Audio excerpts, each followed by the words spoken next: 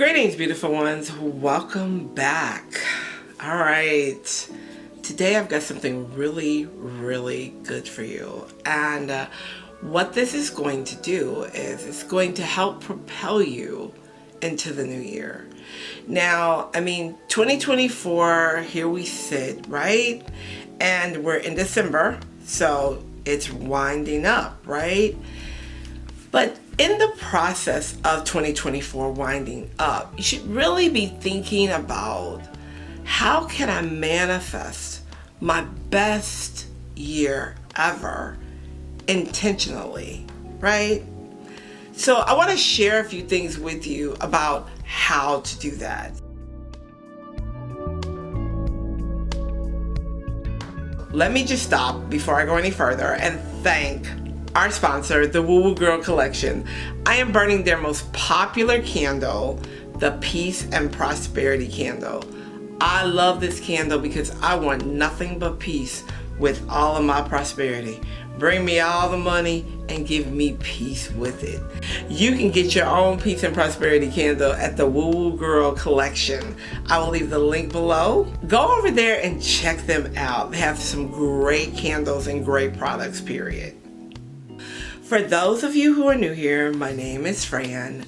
I am also known as the Miracle Manifester, and my purpose with creating this channel is to help you evolve spiritually and create and manifest your best life, whatever that means to you.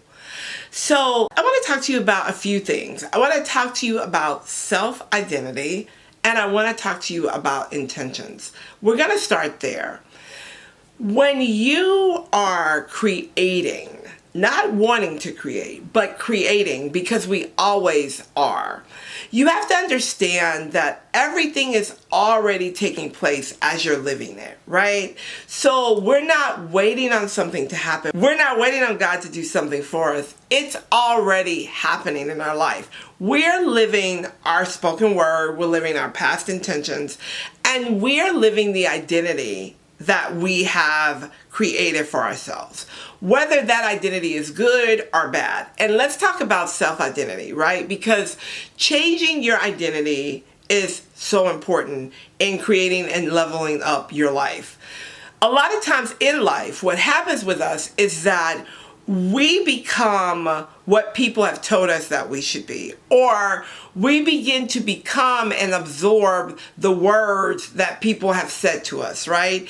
If we don't have a strong self-identity, we become what everybody else says that we should become.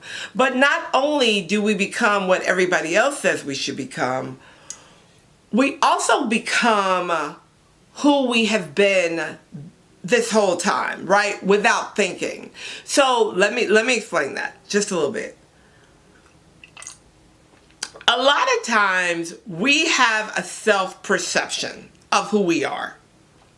We have this identity that I am this mom, I'm going to get married, I'm going to have these kids, I'm going to work this job, and I'm going to live my life, just a normal life. When you have that identity, that becomes who you are, right?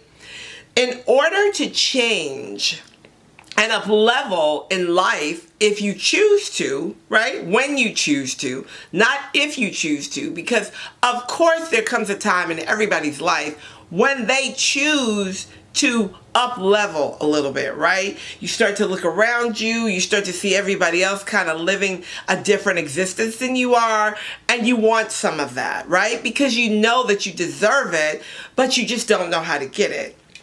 It starts with you changing your self-perception. What do you think about yourself, and how do you see yourself? More importantly, what do you say about yourself? Not only when nobody's listening, but to other people. Some people call it having an alter ego. Some people call it working in the law of assumption, where you already assume that you are the person that you desire to be. Because let me tell you a little secret. Spiritually, you're already that person. You're already the person that you feel you should be.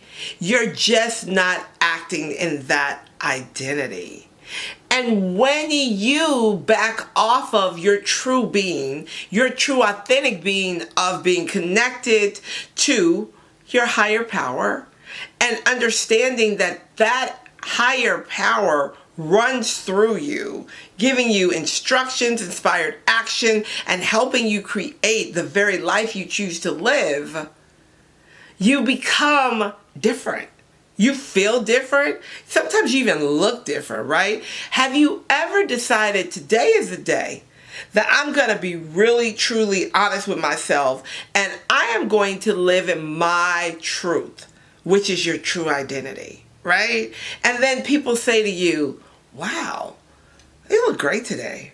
Or, hey, you look different. Or you start to get these compliments, you start to have these conversations that are much different than the ones you had when you were acting in an identity that didn't belong to you. You understand what I mean? When you decide to live intentionally, your life will begin to open in ways that will be new to you. Intentions create pathways. Living intentionally is huge. And I talk about this a lot in my courses in the Intentional Living Academy. I named it the Intentional Living Academy because I choose to do everything with intentions. I am not going to allow my life to just be willy-nilly. Like, I'm not gonna just allow things to happen to me. I wanna be part of that creation process. And in being part of that creation process is understanding who I am and the power that I have to create the things that I desire in my life. Do you understand that? So whether you want to have an 8-figure business, whether you want to meet the love of your life and be in love with the love of your life for the rest of your life, whether you want extreme health, whether you want to have deeper spiritual connections, all of that depends on your intentions and how you view yourself.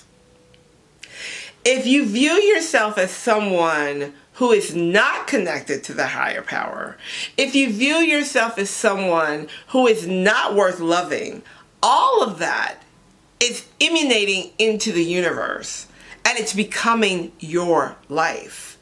You have to take steps to change the dialogue that you have and operate in the law of assumption. Acting in the law of assumption is simply just assuming that it's already done. But when you act in the law of assumption from a spiritual level, you don't have to assume that it's already done. You know that it's done. Because you have the power to command it to be so. Your life is so precious. And part of the most precious thing about your life is being able to take control of it and change it. And when we know who we are and we know our value and our worth, people respond very differently to that. Let me tell you a story. I remember when I was working in corporate America in a good old boys company. You guys hear me say that all the time. A job I absolutely hated. Hated my job. But my job was paying my bills, so I thought. So I went to work every day. I put a smile on and I just took it, right? I would go into meetings and they would tell me everything that I was doing wrong. Nothing was ever right, no matter how much money I had made them that week, no matter how much money my team had made them. Nothing that I did was right. And then every now and then they would throw me a bone and give me a pat on the head like, good girl for getting that client. Out of all the things I did, there could be 100 things wrong and one thing right. Things like that make you look at yourself different, right? Especially if you're not rooted and grounded in your true, authentic self and your power, which I wasn't. I was seeking at this point, right? And I was back and forth seeking. I wasn't consistently seeking. You guys know I'm going to keep it real with you. I'm going to tell you the truth. And so one day, I sat down and I had my journal and I thought, what do I deserve? I wrote it in my journal, right? I thought it, I wrote it down. And I began to write down the things that I deserved coming from my higher self. Not the things I was receiving here, but the things that my higher self deserved. The things that true, authentic Fran deserved. You know why that was? Because down here I was operating from a place where I had forgotten my self-worth. Because I allowed someone to take it from me every single day. I was not living intentionally. I was not operating in the law of assumption. And I definitely was not operating in my God-given power. That's for sure. After doing these exercises for a couple of days of what do I deserve? What do I want? What do I desire? What do I want my life to look like? I began to elevate in consciousness because there was something that clicked in me that said, you already have all of these things within you, but you don't realize it because you're looking at everything outside of you, right? That was huge for me. So I started acting as if, but I truly wasn't acting as if because I was already all of those things. Right? I just wasn't commanding the other things to come into me. I was a little slow on understanding that I was co-creating.